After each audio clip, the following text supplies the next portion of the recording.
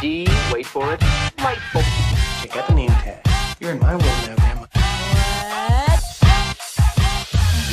What's up, nerds? Okay, so the original Suicide Squad movie, which arrived in theaters back in 2016, was a substantial success at the box office, as well as an abysmal failure with critics. I mean, I don't know anybody that likes that movie.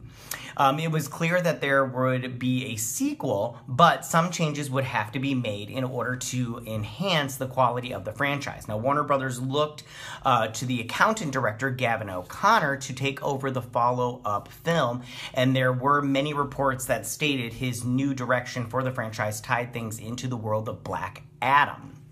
And that was just a rumor that he would, we'll get into that in a minute. Give me 2 seconds. Now, a couple of years after those reports surfaced, it was like they've finally been confirmed, even though the iteration of the squad no longer exists. Now, after being briefly let go by Marvel Studios, Guardians of the Galaxy director James Gunn took over as filmmaker behind the scenes of the Suicide Squad, which will be both a sequel to David Ayer's film as well as a soft reboot for the series. Black Adam won't be included in Gunn's version of the upcoming sequel, but a piece in Empire magazine about the film confirms that the ancient character played by Dwayne "The Rock" Johnson was indeed set to be the villain in a previous version, instead of taking on the role of the antagonist in the Suicide Squad. Black Adam will be starring in his own solo film, which will be set to begin production sometime in the near future. Now, this will likely set up a conflict with Zachary Levi's Shazam that can be resolved in a future film, probably in the Shazam 2.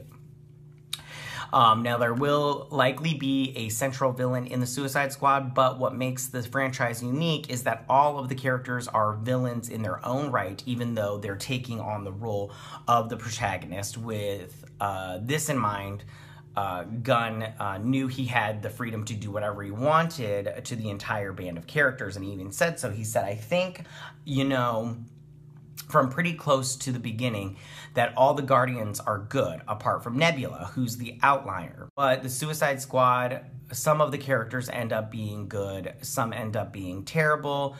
They don't just get into fights and say they're going to kill each other. They actually get into fights and kill each other. You really don't know who's going to live and who's going to die. I was given full freedom to kill anyone, and I mean anyone, and that was by DC. So, what I have to say about this is, so the rumors were, back when Gavin O'Connor was going to do the Suicide Squad movie, which I'm kind of bummed that he didn't get to do it. So his version was the Suicide Squad is going to another country to capture a weapon of mass destruction, and it was going to be Black Adam.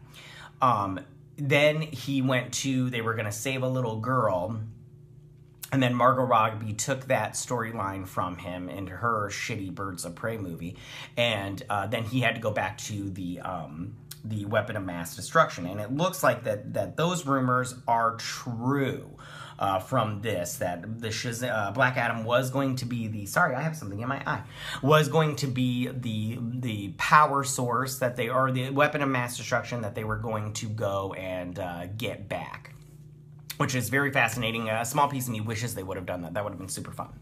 How do you feel about the Suicide Squad, the original with Gavin O'Connor doing it and having Black Adam in there as the power source and everything? Go ahead and leave all your comments in that section down below. If you like this video, go and hit that like button, you know, I won't mind. If you're new to my channel, please hit that subscribe button. I would greatly appreciate it, and I will see you guys next week. You guys have a good week. Bye.